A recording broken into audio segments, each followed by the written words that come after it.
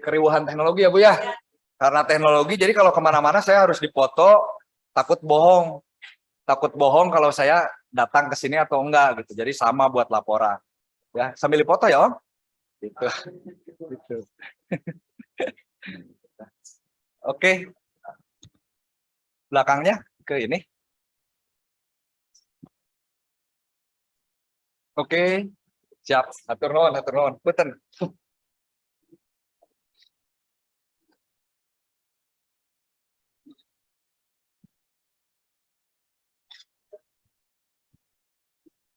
Pemaparan materi selanjutnya, Gerakan Anti Korupsi dan Narkoba, oleh Bapak Insinyur Haji Boing Jakarya, MP.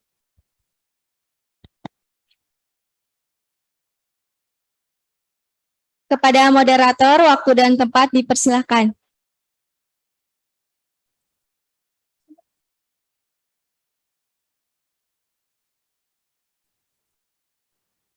Masih pada semangat? Harus semangat ya. Nah, sabar.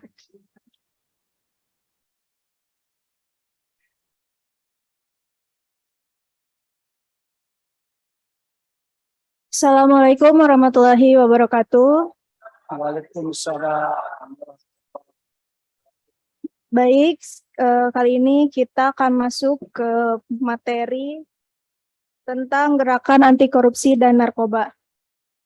Sebelum itu, saya akan membacakan CV dari pemateri terlebih dahulu.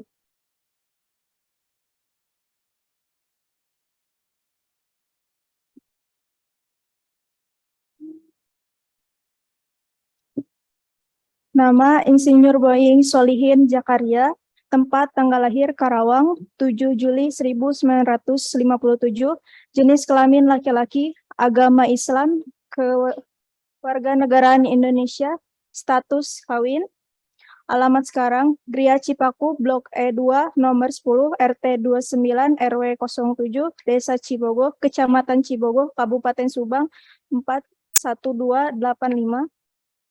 Nomor telepon 081312094747. Hobi, olahraga, dan berorganisasi. Riwayat pendidikan, lulusan SD Negeri Sukatani, Cilamaya, Karawang, tahun 1969. Lulusan SMP Negeri Cilamaya, Karawang, tahun 1973. Lulusan PMA Tanjung Sari Sumedang tahun 1976, lulusan Sekolah Tinggi Ilmu Pertanian Tanjung Sari Sumedang tahun 1970. Pengalaman organisasi, Ketua DPC Granat Kabupaten Subang periode 2000 sampai sekarang, Sekretaris Umum Partai Amanat Nasional 2000 sampai 2005, Ketua BPK Asosiasi Kontraktor Konstruksi Indonesia Kabupaten Subang periode 2016 sampai sekarang, Ketua Pengcab ISPI Kabupaten Subang periode 2013 sampai 2016, Wakil Ketua 1 DPC Gerindra Kabupaten Subang periode 2003 sampai sekarang. Kepada Bapak Insinyur Boing Solihin Jakarya, saya persilakan. Makasih. Bismillahirrahmanirrahim. Assalamualaikum warahmatullahi wabarakatuh.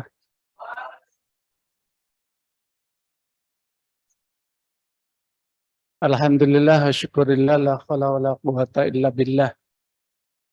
Yang terhormat, Neng moderator, rekan-rekan mahasiswa yang saya muliakan, wabil khusus panitia dan fotografer. Syukur alhamdulillah hari ini saya bisa bersilaturahim dengan adik-adikku dalam rangka sosialisasi tentang bahaya penyalahgunaan narkoba dengan segala dimensinya. Jujur saja bahwa di Republik ini kejahatan yang sangat menonjol itu ada 3, yaitu kejahatan korupsi, kejahatan penyalahgunaan narkoba, dan teroris.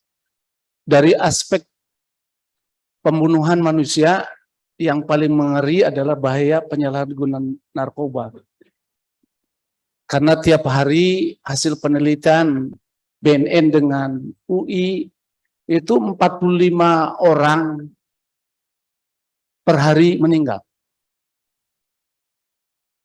Jadi kejahatan narkoba ini sangat krusial, sangat berbahaya karena per hari 45 orang meninggal dampak dari penyalahgunaan narkoba.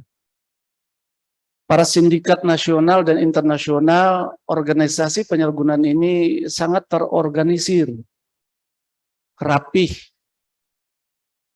dan uangnya tidak berseri. Kejahatannya sangat luar biasa, lintas negara. Oleh karena itu, masuk dalam ranah extraordinary crime, kejahatan yang sangat luar biasa, maka perlu ditangani.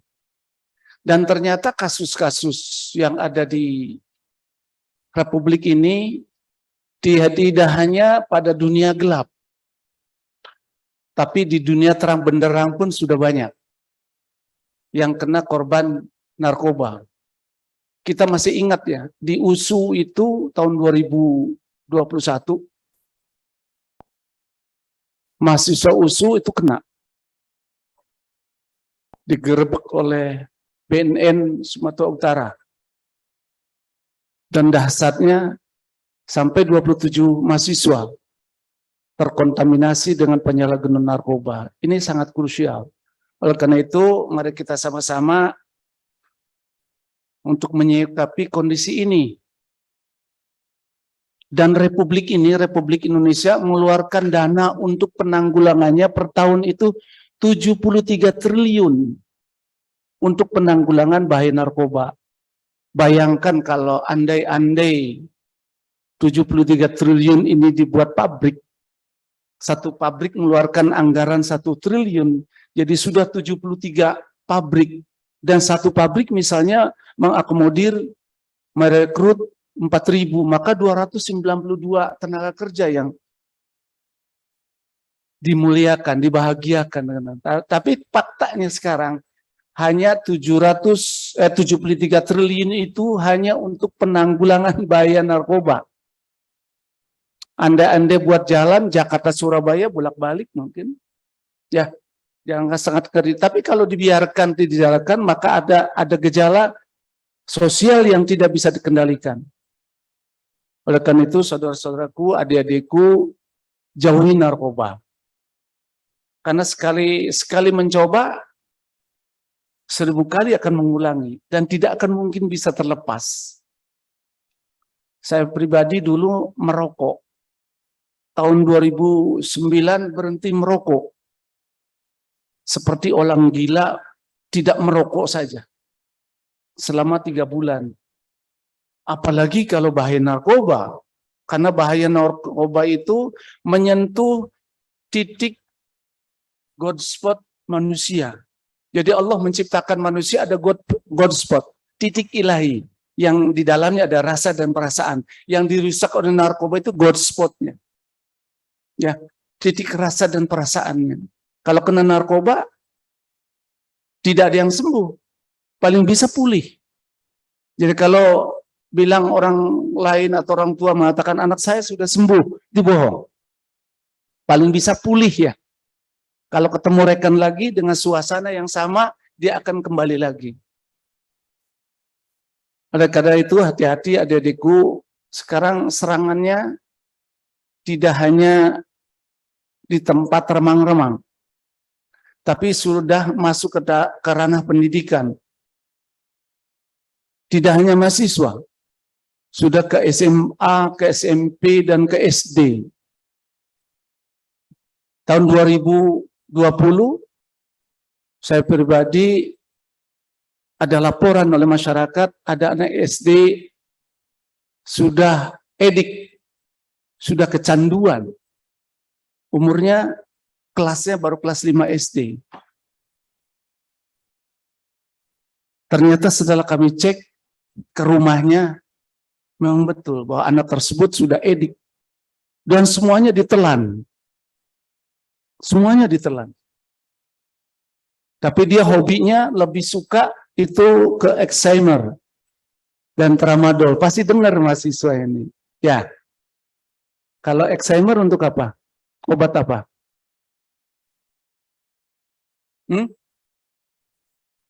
Obat penenang ya.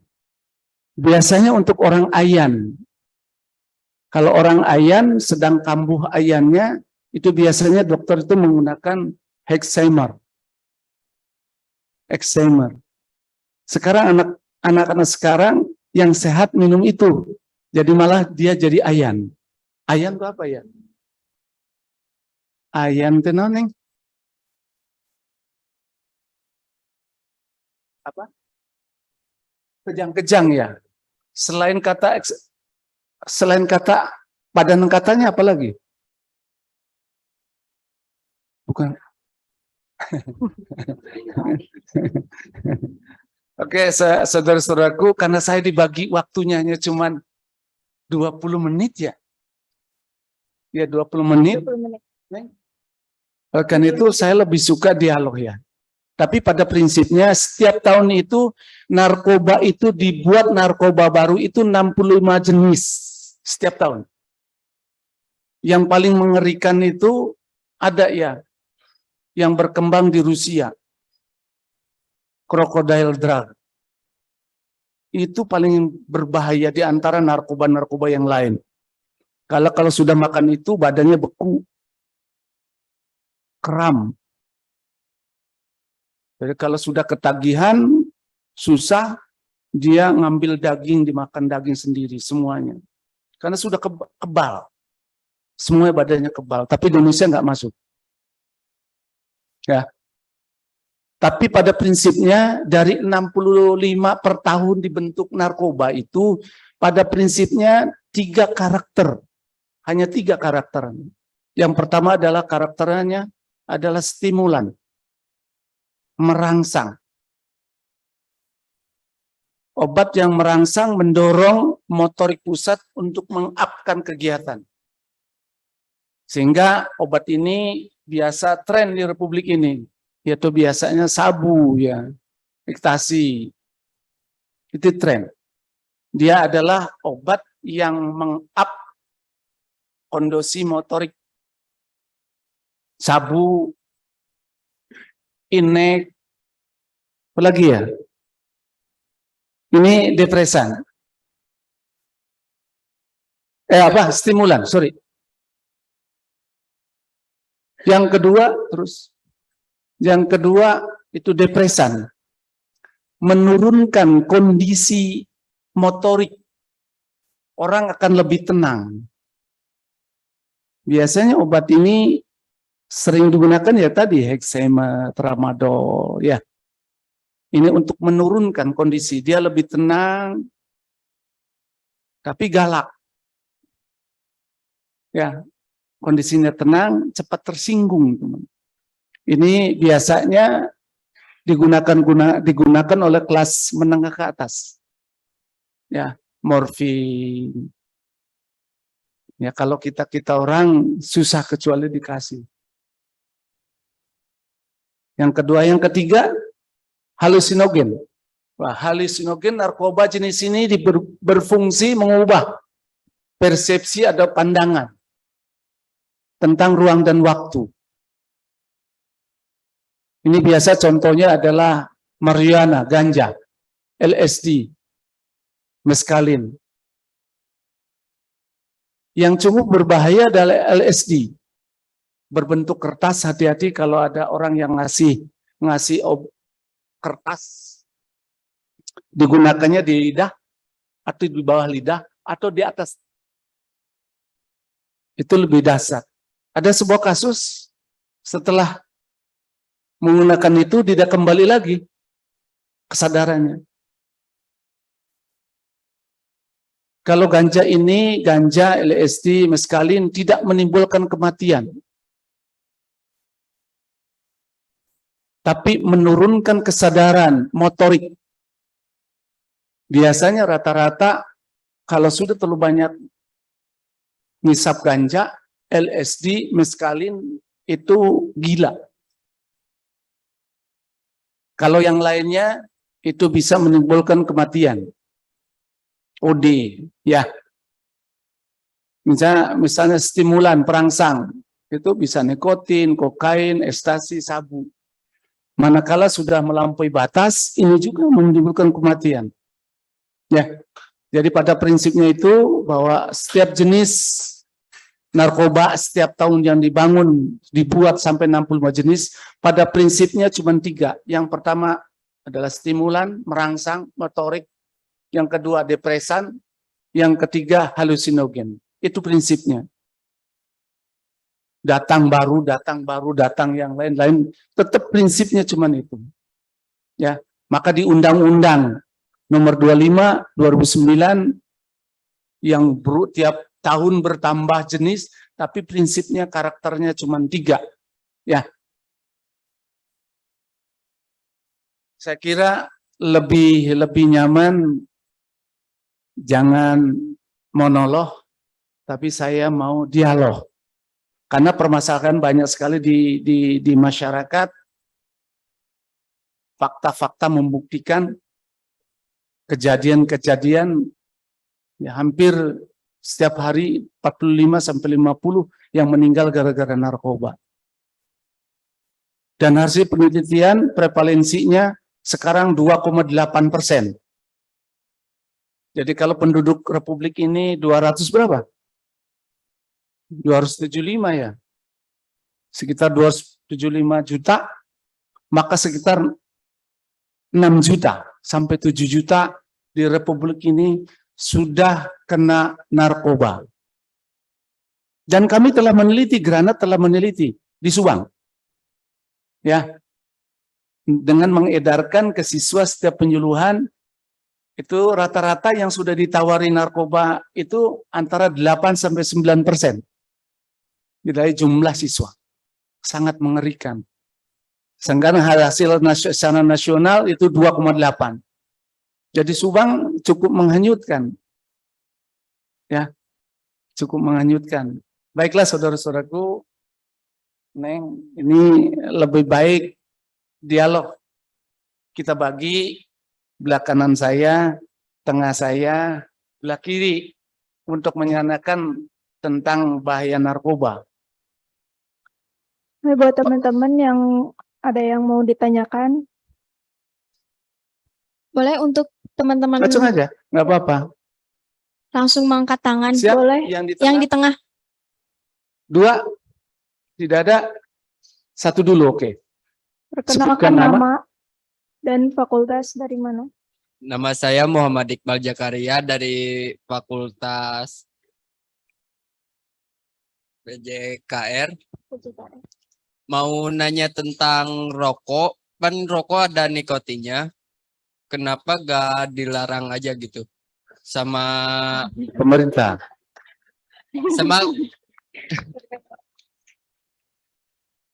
Pasti yang menolak yang merokok. Ngerokoknya. Iya. sama nikotin terbuat dari apa, Pak? Oke, makasih. Ditampung dulu Ada, atau langsung? ditampung dulu boleh. Ada satu Ada lagi, lagi? 3 ya. Satu session 3 orang. Ada lagi yang mau bertanya? Kita tampung dulu pertanyaannya. Silahkan.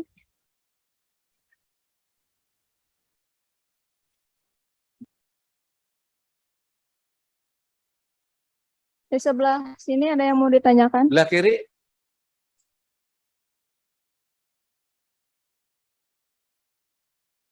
Kalau tidak ada, ya satu lagi ya. Nggak apa-apa, satu aja. Ya sudah.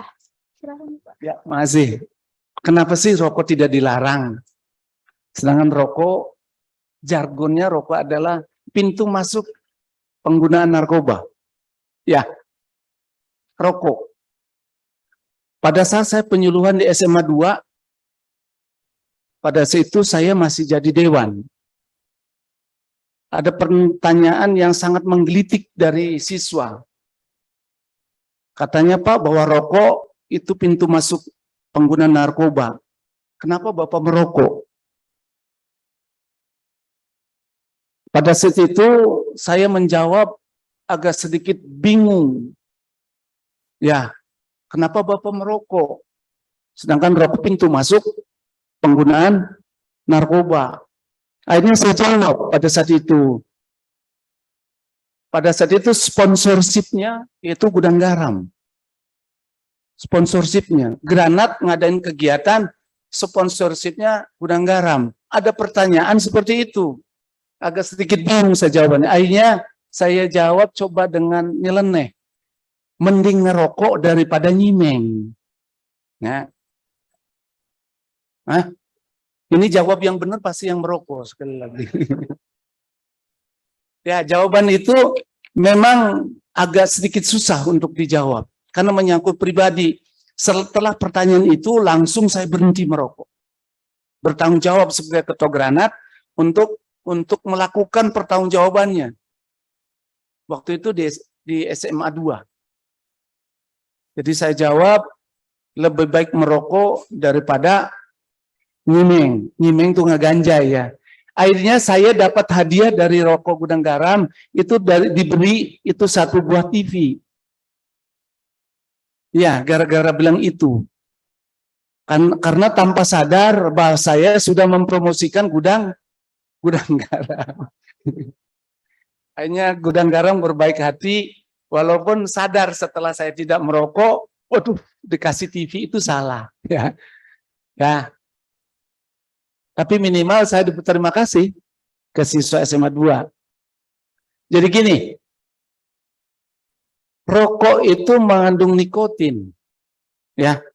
Nikotin manakala sudah dihisap, dia tidak bisa lepas dari hemoglobin.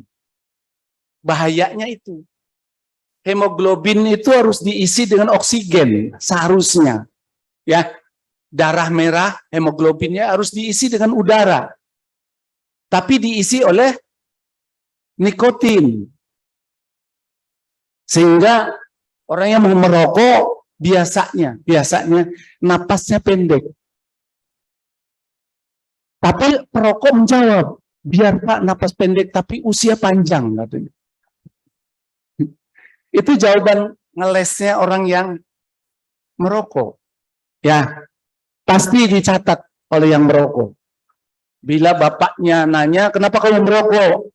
Biar Pak merokok napas sesak tapi napas pendek tapi usiaku panjang. Ya. Jadi itu bahayanya nikotin itu. Maka diisi hemoglobin manusia seharusnya oleh oksigen, diisi oleh nikotin sehingga sangat berbahaya.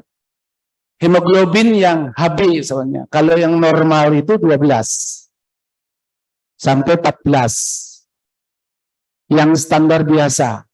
Kalau atlet itu 16 sampai 18. Saya pernah jadi atlet nasional, hemoglobinnya dicek 16 sampai 18. Kalau sekarang sudah kembali lagi menurun jadi 12. Karena sudah jarang olahraga. Kalau hemoglobin itu dalam upaya memberikan kekuatan paru-paru, menghisap udara lebih banyak. Ada pertanyaan lanjutan dari saudaraku, siapa namanya? Bal. Kenapa rokok membuat ketenangan? Katanya, saya pernah dulu merokok, iya. Komunitas makan, ya. Setelah makan, terus lari ke kekenyangan, ya. Langsung BAB, tanpa merokok nggak nikmat. Ya, saya ke pertanyaan sekarang, kenapa merokok menimbulkan ketenangan? Cak, nggak ada. Karena pada saat merokok itu tanpa sadar menghisap udara. Ya, menghisap udara. Kalau kamu sedang grogi, ya, ketemu yang kamu sukai, entah cewek, entah cowok, biasanya dada bergetar. Ya, atau punya masalah, selalu bergetar. Oleh karena itu, terapi pertama adalah secepatnya narik napas. Sehingga hemoglobin banyak diisi oleh oksigen. Pada saat hemoglobin oksigen masuk ke motorik, maka menetralkan kondisinya. Kenapa rokok membuat ketenangan? Tadi pada saat menghisap rokok tanpa sadar, ya tanpa sadar itu menghisap oksigen. Dan karakter nikotin itu selalu memberi ketenangan, menyentuh God spot, titik ilahi. Jadi menimbulkan ketenangan. Tapi pada saat narik napas tanpa sadar, nikotin dan asap dimasukkan ke paru-paru. Maka sering suka iritasi. Yang kedua, hemoglobinnya diisi oksigen. Maka HB tidak akan bisa nyampe 18. Ya, HB-nya, hemoglobinnya. Sudah habis. Cukup, Bapak. Belum, ya, dengan ucapan terima kasih, walaupun masih banyak pesan 1 menit aja ya. Oke, saya Ketua Granat, Gerakan Nasional Anti Narkotika, dari semenjak berdirinya tahun 1999 sampai sekarang. Jadi sudah 22 tahun saya jadi ketua, nggak ada yang ganti-ganti. Ya memang Granat nggak ada duit, cuman keikhlasan ya, karena berhadapan dengan para sindikat narkoba. Saya mohon di fakultas ini, di universitas ini, ada rayon dibentuk. Kebetulan saya juga ngajar di Fakultas Pertanian, jadi pengen di Unsub ini ada rayon Granat ya. Mudah-mudahan dibentuk tahun sekarang, kalau bisa. Ya, dalam rangka menangkal masuknya sindikat narkoba. Terima kasih. Wassalamualaikum warahmatullahi wabarakatuh. Waalaikumsalam warahmatullahi wabarakatuh. 20 menit. Baik, terima kasih kepada Bapak Insinyur Haji Boing Zakaria MP yang telah memaparkan materinya. Mungkin sesi diskusi kita pada hari ini dicukupkan sekian karena waktu juga sudah habis. Saya tutup. Wassalamualaikum warahmatullahi wabarakatuh. Waalaikumsalam. Ya, mudah-mudahan tidak puas ya, sehingga timbul rasa ingin melakukan komunikasi. Ya, terima kasih.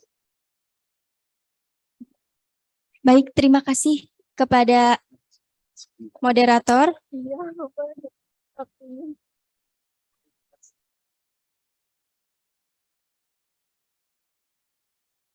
Pemaparan materi selanjutnya yaitu mengenai kiat sukses dan motivasi belajar di perguruan tinggi dalam implementasi Merdeka Belajar Kampus Merdeka MBKM. Akan disampaikan oleh Dr. Nita Delima, SSI MPD. Kepada moderator, waktu dan tempat dipersilahkan.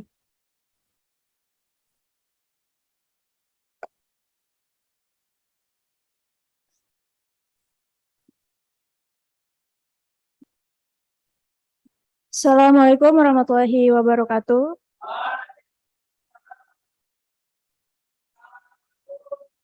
Kita lanjut lagi ya materi pada hari ini yang bertemakan kiat sukses dan motivasi belajar di perguruan tinggi dalam implementasi Merdeka Belajar Kampus Merdeka oleh Ibu Dr. Nita Delima, SSI MPD. Sebelum itu, saya akan membacakan CV pemateri terlebih dahulu.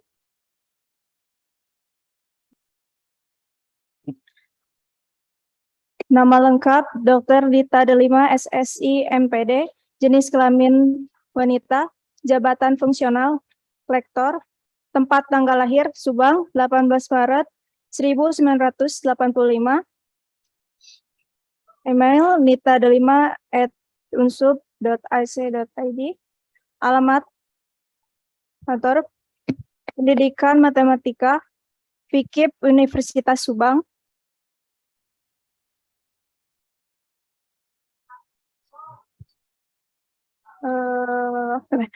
kepada Ibu Dr. Nita Delima, SSI MPD, saya persilakan. Baik, terima kasih moderator. Bismillahirrahmanirrahim. Assalamualaikum warahmatullahi wabarakatuh. Suara saya bisa didengar dari sana ya semuanya? Bisa, Ibu. Baik. Alhamdulillahirabbil alamin. Puji syukur kita panjatkan kehadirat Allah Subhanahu wa taala. Hari ini kita bisa bertatap maya. Saya tidak bisa hadir di sana sekarang, tetapi karena kita sistemnya sekarang sudah hybrid, jadi biar semuanya kebagian online, tidak hanya di ruangan itu, tapi di ruangan yang lain juga online. Kita bisa bersharing terkait dengan bagaimana sih caranya sukses kuliah di Unsub ini, apalagi sekarang ada yang namanya Kampus Merdeka. Apa sih atau bagaimana sih seperti menjalani semua hal yang terkait dengan dunia kampus itu. Nah, hari ini mudah-mudahan kita bisa sharing sedikit terkait dengan kiat suksesnya dan juga bagaimana membangkitkan motivasi belajarnya, terutama yang dari SMA ke perguruan tinggi melalui implementasi MBKM. Oke, host minta tolong di slide lagi. Nah, sukses dalam belajar itu apa sih? Kalau misalnya kita lihat di sini, sukses itu di Kamus Besarnya Bahasa Indonesia itu sama aja dengan berhasil katanya. Berhasil untuk apa? Berhasil untuk mencapai tujuan. Nah, kemudian kalau misal kita lihat belajar itu apa? Kita kan sekarang sering belajar gitu ya, dari awal masuk sekolah, TK, SD, dan lain sebagainya sampai dengan sekarang hari ini kita belajar. Tapi belajar itu apa sih? Apa benar kita sudah belajar? Nah, coba cek lagi. Kalau kita belajar, kemudian kita dapat perubahan perilaku, gitu, atau kita dapat perubahan pengetahuan, dan itu relatif menetap, terus kemudian disebabkan oleh pengalaman kita pada saat proses belajarnya itu, maka berarti kita sudah belajar. Tetapi kalau hanya sekedar menerima informasi, besoknya lupa, misal hari ini nih, menerima informasi dari ibu tentang sukses, tapi besoknya lupa, apa sih sukses itu? Berarti kita belum dapat yang namanya proses belajarnya. Nah, sukses dalam belajar itu berarti kita itu bisa meraih atau berhasil mencapai tujuan dalam belajarnya. Tujuan dalam belajar itu bagaimana atau apa itu? Bisa belajar untuk mengetahui, bisa belajar untuk menjadi sesuatu, learning to know, learning to be, atau learning to do, bisa belajar untuk melakukan sesuatu, atau belajar untuk menjalankan kehidupan ini, to live katanya. Jadi ada 4 pilar di UNESCO itu terkait dengan belajar. Learning to know, learning to be, learning to do, sama learning to live together atau with others gitu. Nah, keempat pilar ini nantinya di perguruan tinggi itu harus betul-betul kita lakukan semua. Tidak hanya untuk mengetahui saja belajar itu, tetapi untuk menjadi sesuatu gitu. Karena sekarang kan kita udah masuk ke jurusan masing-masing, ke prodi yang memang sudah dipilih dari setiap yang hadir di sini. Learning to be di situ. Learning to be-nya berarti learning atau belajar untuk menjadi sesuatu. Kita sudah punya tujuan dari proses belajar kita, dan ketika kita berhasil mencapai tujuan itu berarti kita sudah sukses di dalam belajar. Kemudian slide lagi ya. Motivasi belajar apa tuh motivasi belajar? Kalau misal kita lihat, motivasi belajar itu asal katanya dari bahasa Latin, mover katanya. Atau kalau di bahasa Inggrisnya to move gitu. Apa to move? Pindah ya. Artinya kalau kita mengartikan motivasi, to move ada perubahan, ada perpindahan gitu. Yang perubahan itu apa? Motivasinya proses untuk merubahnya itu harus ada, keterampilan yang dapat dipelajari itu harus ada gitu. Jadi motivasi itu sebetulnya sebuah keterampilan yang memang dapat dipelajari. To move itu bisa dipelajari gitu. Tidak serta-merta hadir begitu saja motivasi itu, tapi bisa dihadirkan keterampilan yang memang bisa hadir pada saat itu. Nah, katanya mahasiswa yang paling pintar atau siswa yang paling pintar itu bisa aja dikalahkan dengan siswa yang biasa-biasa aja, tapi punya motivasi yang tinggi. Kemudian kalau motivasinya cukup, motivasinya tinggi, maka pasti kita itu bisa menyelesaikan pembelajaran apapun atau masalah apapun pada level kesulitan seperti apapun, setinggi apapun itu. Gitu. Jadi kalau kita bagi dua nih motivasi ini, ada motivasi yang asalnya dari internal, intrinsik di situ. Ada motivasi yang ekstrinsik katanya. Motivasi yang paling kuat itu ya motivasi dari diri sendiri sebetulnya. Jadi kalau misalnya sekarang ibu kasih motivasi, ayo belajar biar besok lulusnya segera menjadi to be someone, to be something yang memang sudah dimimpikan dari awal. Itu masuknya ke dalam motivasi yang ekstrinsik dan kekuatannya itu jauh lebih kecil kalau motivasinya ada dari diri sendiri yang intrinsik itu. Oke, slide lagi ya. Nah, kiat sukses belajar di kampus itu seperti apa sih? Pertama, kita membangkitkan motivasi diri. Tadi kan motivasinya udah ada ya. Ada motivasi yang intrinsik, ada motivasi yang ekstrinsik. Kita bisa bangkitkan tuh motivasi yang intrinsiknya. Berikutnya, manajemen waktunya diperbaiki dari mulai sekarang. Kemudian kelola stresnya. Jangan stres-stres lah gitu. Healing nggak apa-apa gitu. Atau traveling nggak apa-apa biar stresnya nggak terlalu menumpuk. Kemudian atur strategi belajarnya. Kalau sudah mau tahap ujian, atur juga strategi menghadapi ujiannya biar lancar.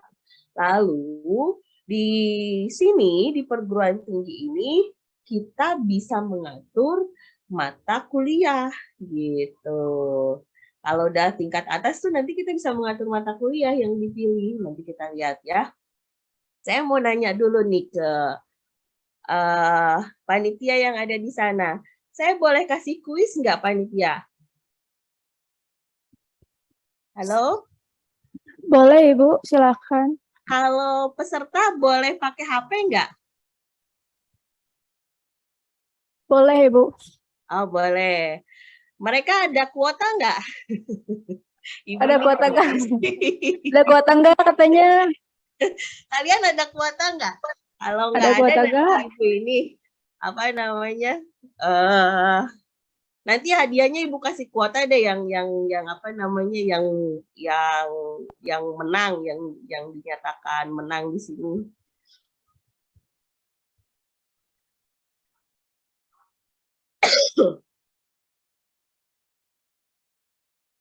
Atau gimana? Ini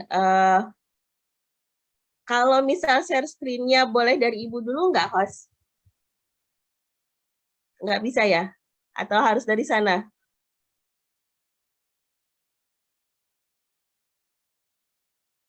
Halo? Ibu tidak bisa, mohon maaf.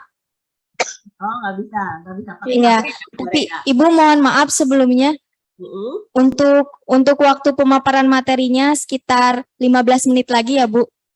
Oh ya, oke. Ibu lanjut berarti ya. Padahal Ibu udah mau Oke. bagi-bagi kuota ini. Gitu. Berarti belum waktunya. Oke, slide lagi.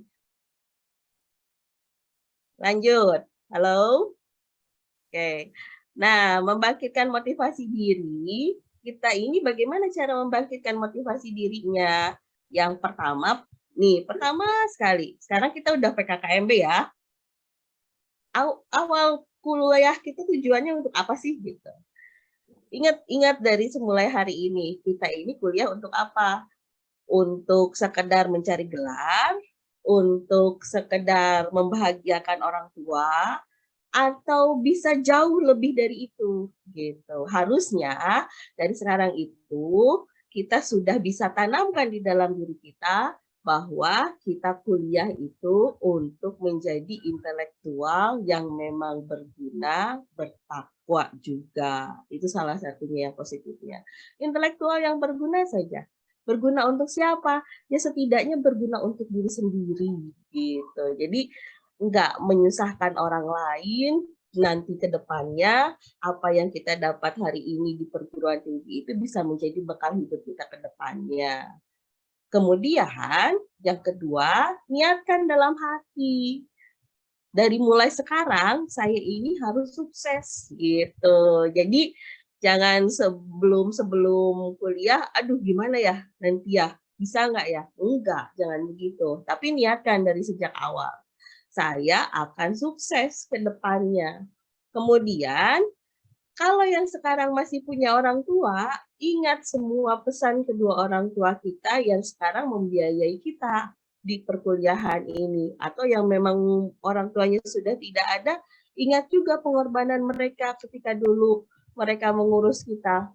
Atau yang mungkin sekarang sudah berkeluarga sendiri, ya ingat pula keluarga kita gitu.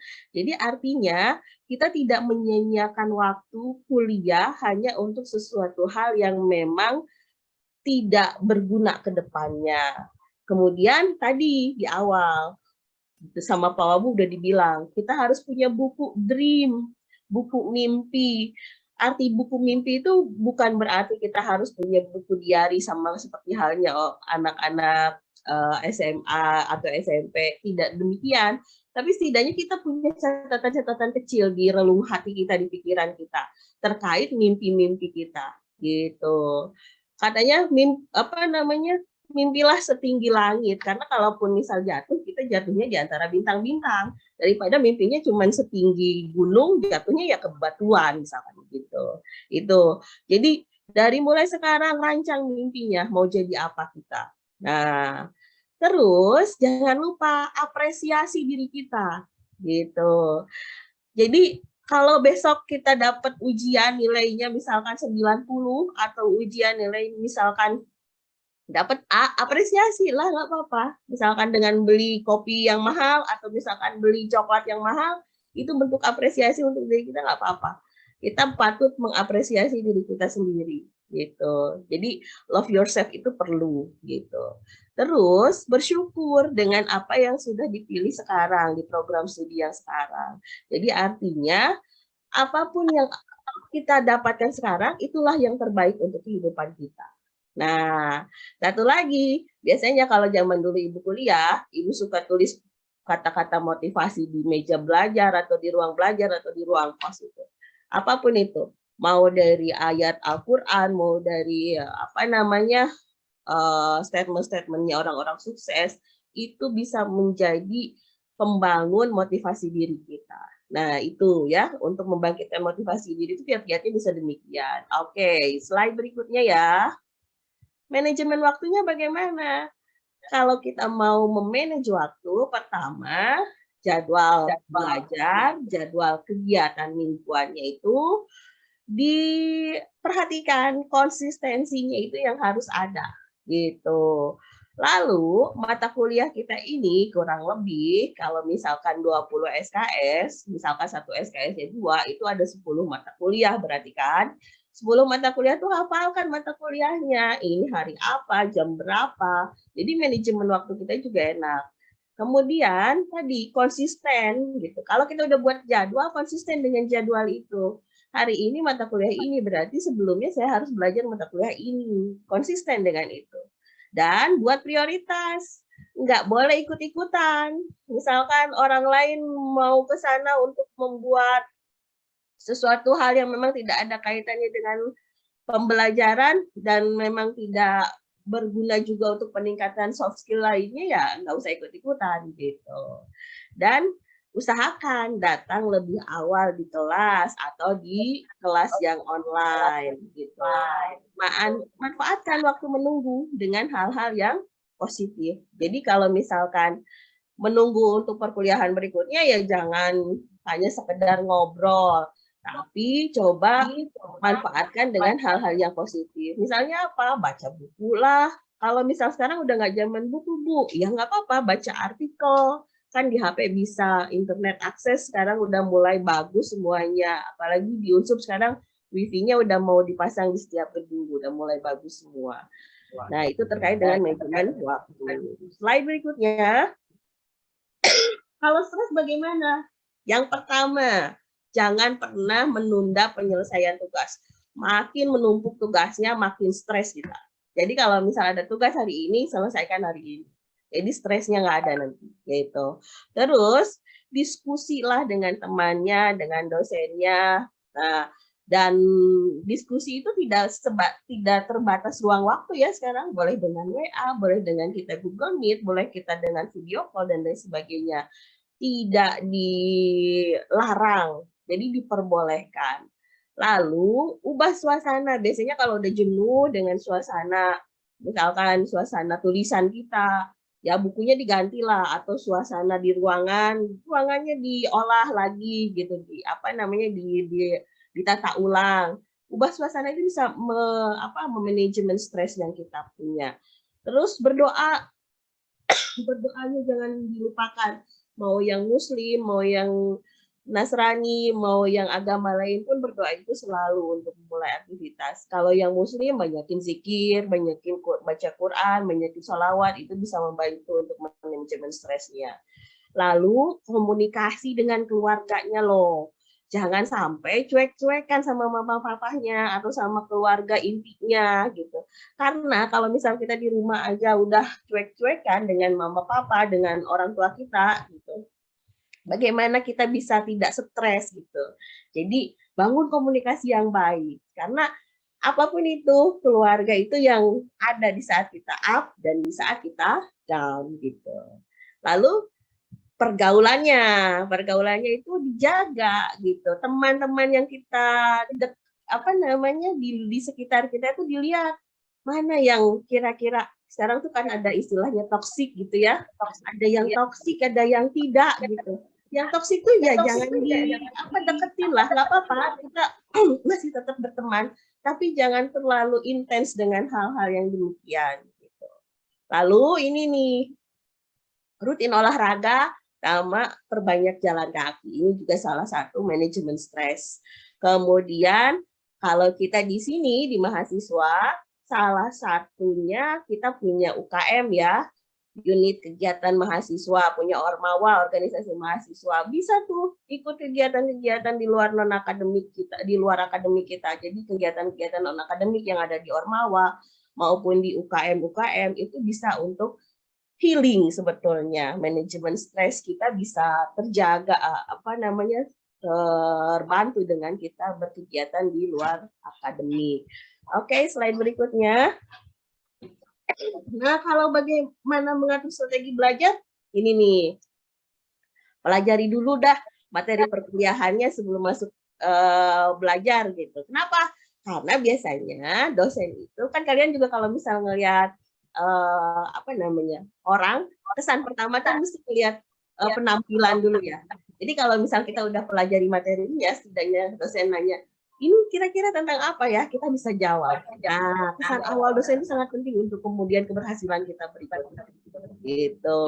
Lalu data di awal selalu hadir, terus tandai bagian yang memang belum dimengerti. Jadi kalau misal nanti ada catatan-catatan kecil, kayak misal sekarang nih ada slide, Ibu kasih slide-nya misalkan ke kalian pada saat perkuliahan, kalian tandailah mana yang belum dimengerti, nanti tanyakan sama dosennya di luar perkuliahan kalau misal memang segan ketika di dalam kelas perkuliahan.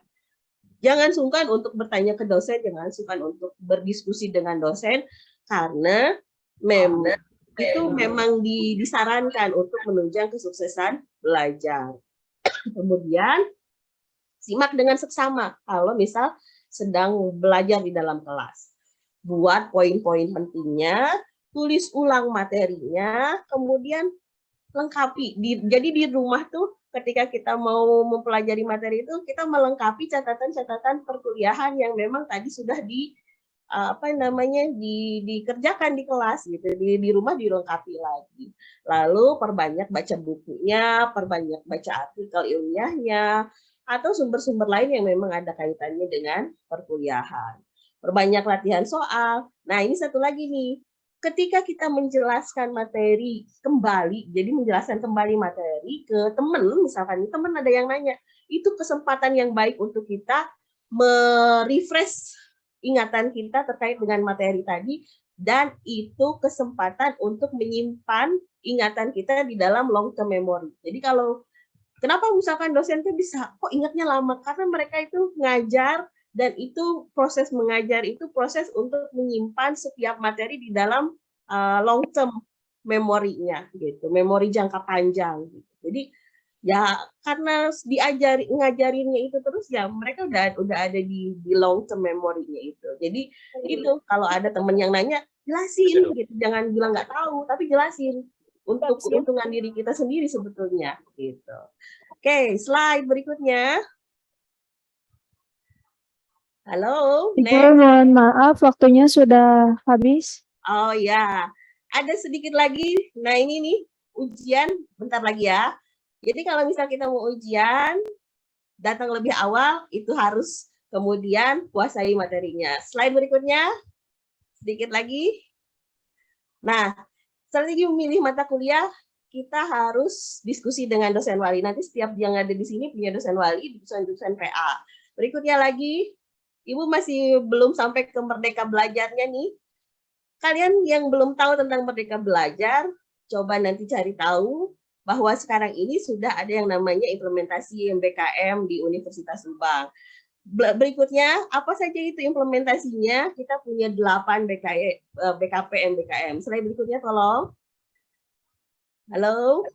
Nah, jadi Universitas Subang ini nanti kita punya 4 semester itu paling sedikit di mahasiswa tuh di dalam prodinya itu sendiri, dan 3 semester berikutnya mahasiswa dari mulai semester 6, 7, 8 itu sudah bisa 5, 6, 7, 8 itu sudah bisa mengambil mata kuliah di luar prodinya. Jadi bisa apa namanya? Kuliah dengan prodi yang lain atau bisa dengan BKP yang lain. Oke, slide berikutnya. Bu, apa sih BKP itu? Bentuk kegiatan pembelajaran dalam MBKM. Jadi Menteri Pendidikan kita saat ini punya kebijakan 8 BKP MBKM diterapkan di universitas.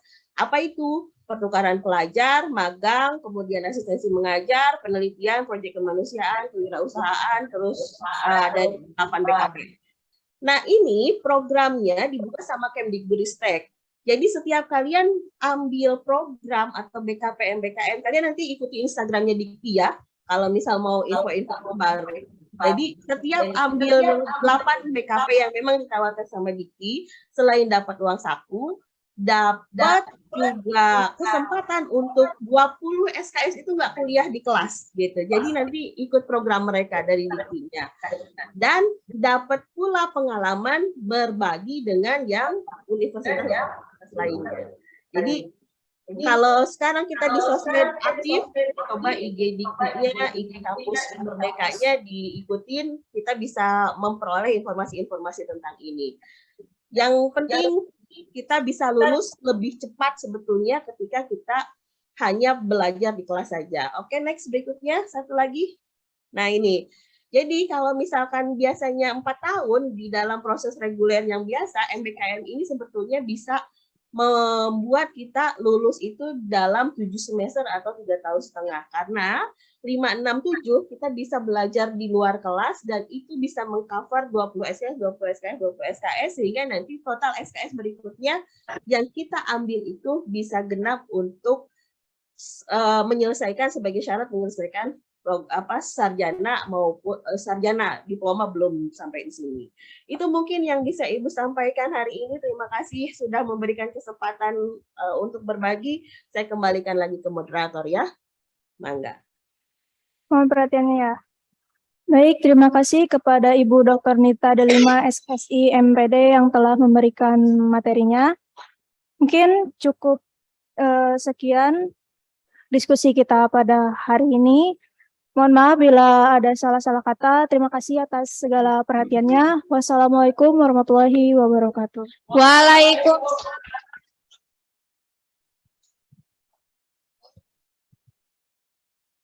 Baik, Terima kasih kepada Dr. Nita Delima SSI MPD yang telah memaparkan materi mengenai kiat sukses dan motivasi belajar di perguruan tinggi.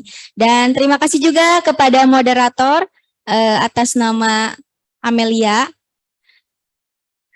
Acara selanjutnya dilanjutkan pengarahan kegiatan hari kedua. Untuk pengarahan kegiatan hari kedua,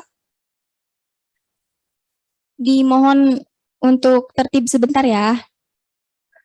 Masih semangat gak? Semangat, semangat. Ya, tidak terasa kita sudah ada di penghujung acara. Kita mengucapkan Alhamdulillah, Alhamdulillahirabbil alamin. Tepuk tangannya mana? Iya, betul. Nasi pada semangat. Oke. Untuk sesi pemaparan materi dicukupkan. Sekian. Wassalamualaikum warahmatullahi wabarakatuh. Untuk teman-teman duduk dulu ya.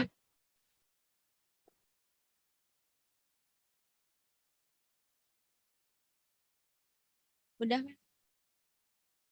Tadi teman-teman yang ada atas nama Dewi, kamu dari PJKR, tadi yang